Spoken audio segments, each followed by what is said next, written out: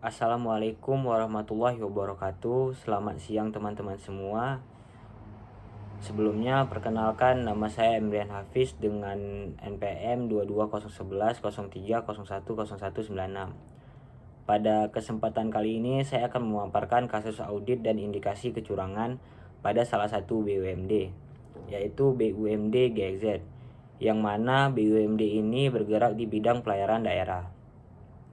Kasus ini menarik karena menggambarkan secara nyata bagaimana lemahnya sistem pengendalian internal dapat membuka peluang terjadinya kecurangan di lingkungan perusahaan milik daerah. Langsung saja ke latar belakang kasus. BUMD GXZ adalah perusahaan pelayaran daerah yang dikelola oleh pemerintah daerah. Pada tahun 2020, Badan Pengawas menemukan sejumlah penyimpangan keuangan dan operasional. Beberapa di antaranya adalah tunggakan biaya docking kapal, pungutan liar oleh pegawai, dan kebocoran pendapatan dari kontrak kerjasama. Temuan ini menunjukkan bahwa sistem kontrol internal di perusahaan sangat lemah dan integritas manajemen tidak dijaga dengan baik.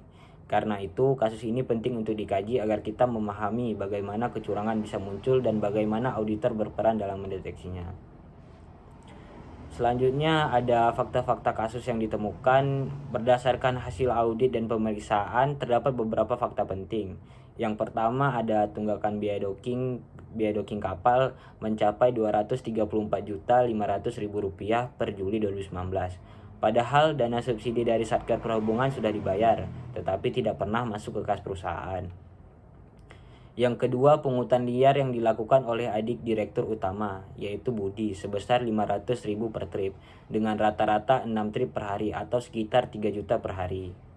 Yang ketiga, ada fee kontak 10% dari proyek KMP 11E dari tahun 2018 hingga 2019. Ini tidak dicatat sebagai pendapatan perusahaan.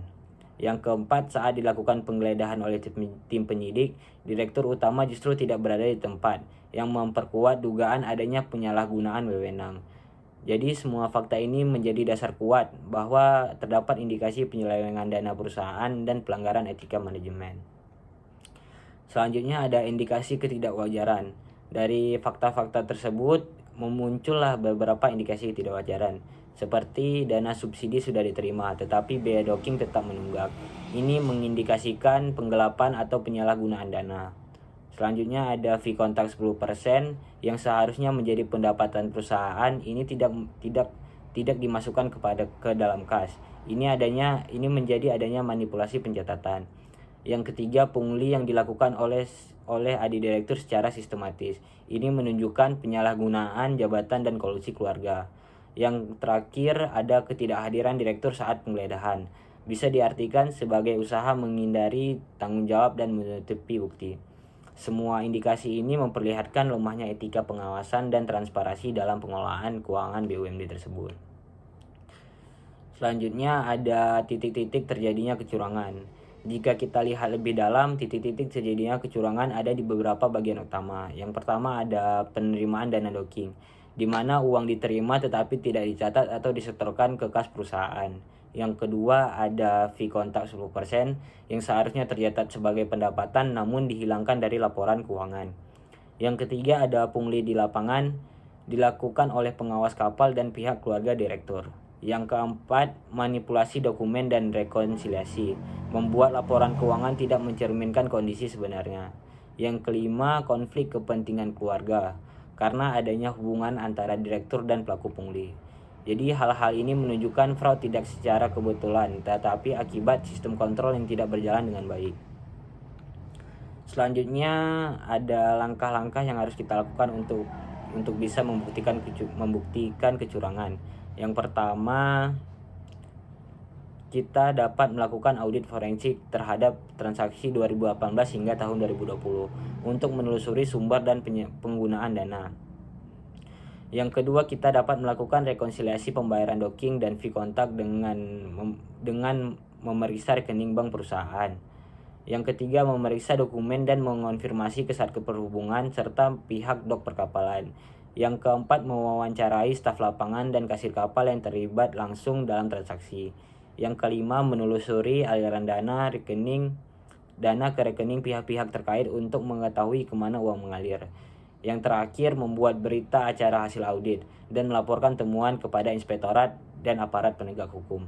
Jadi tujuannya adalah untuk membuktikan adanya penggelapan dan pungli dengan bukti keuangan yang kuat. Selanjutnya ada kerugian dan tanggung jawab. Dari hasil audit yang dilakukan, perusahaan mengalami kerugian yang cukup besar. Yang pertama itu tunggakan biaya docking sebesar Rp234.500.000. Yang kedua, pungli sekitar 3 juta per hari. Jika dikalikan dari masa operasi, ini bisa mencapai ratusan juta rupiah. Yang ketiga, fee kontak 10% yang hilang juga bernilai ratusan juta rupiah. Selain kerugian finansial, perusahaan juga menderita kerugian reputasi dan kepercayaan publik. Adapun pihak-pihak yang bertanggung jawab seperti Direktur Utama atau ANTO, karena sebagai pimpinan tertinggi harus mengawasi seluruh kegiatan operasional. Yang kedua ada pengawas kapal atau budi, pelaku pungli yang langsung di lapangan. Yang terakhir ada staf administrasi yang membantu menutupi transaksi legal. Selanjutnya ada peran auditor dan teori pendukung. Sebagai auditor, kita memiliki tanggung jawab besar untuk memastikan semua transaksi dicatat secara benar dan sesuai aturan. Peran auditor dalam kasus ini yaitu yang pertama, menjaga independensi dan objektivitas selama proses audit, melakukan pemeriksaan forensik dan rekonsiliasi laporan keuangan, mengumpulkan bukti sah baik berupa dokumen, wawancara maupun transaksi bank. Yang keempat, melaporkan hasil temuan kepada Dewan Pengawas dan penegak hukum. Dan yang terakhir, memberikan rekomendasi perbaikan sistem kontrol internal agar kasus serupa tidak terulang. Jadi dari kasus-kasus ini ada teori yang relevan seperti fraud triangle crazy. Kecurangan terjadi karena adanya tekanan, kesempatan, dan pembenaran. Yang kedua ada agensi teori, menunjukkan adanya konflik antara pemilik dan manajer yang bisa menyebabkan penyalahgunaan wewenang. Yang terakhir ada teori KOSO Internal Control Framework, menekankan pentingnya kontrol internal lingkungan pengendalian serta monitoring yang efektif. Selanjutnya, kesimpulannya, berdasarkan pembahasan tadi dapat disimpulkan bahwa BUMD GZ memiliki tata kelola dan pengawasan yang lemah sehingga membuka peluang kecurangan. Terjadi indikasi penggelapan dana, pungli, dan manipulasi laporan keuangan. Diperlukan audit forensik menyeluruh untuk memastikan jumlah kerugian yang sebenarnya. Diperlukan penguatan sistem pengawasan, integritas pimpinan, dan transparansi keuangan.